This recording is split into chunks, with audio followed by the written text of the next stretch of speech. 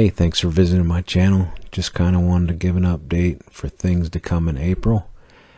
Looking forward to quite a few things going on, some unboxing and some overview of some parts and pieces and things that I do. And we're also going to do a build on the iFlight 8-inch frame. We're going to be running a 7-inch prop. And I did an in-depth review on this frame. And on this frame we're going to mount the Ion 2506 1250 kV motors. Should swing a 7-inch prop really nice. Connected to these motors will be the T-Motor F55 amp 4-in-1 ESC. So should be some really good performance out of this ESC. And then we're going to have the flight controller, which is a Matek F722 SE. Lots of bells and whistles and iNav.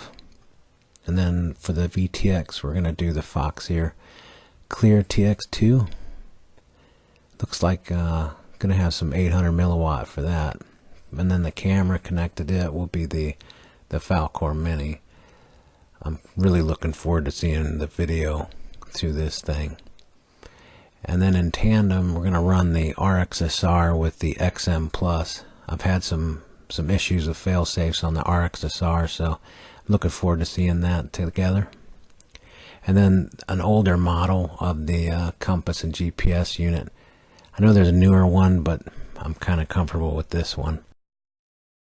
And then I'm going to do a comparison between the goggles that I've used for years, my Ishin Goggles 2 box goggles, and going to HDOs, so that should be interesting. And then my 3-inch build, going to just kind of review what I did to build this and try to answer some of those questions about the Mamba stack. And then I'm going to install a real pit because I fly this thing line of sight quite a bit, so just to take the power off the VTX. And then answer some people have been asking me about the charging system I use, so I'm just going to go through some things about that. So I'm kind of looking forward to things in April and things to come on the channel.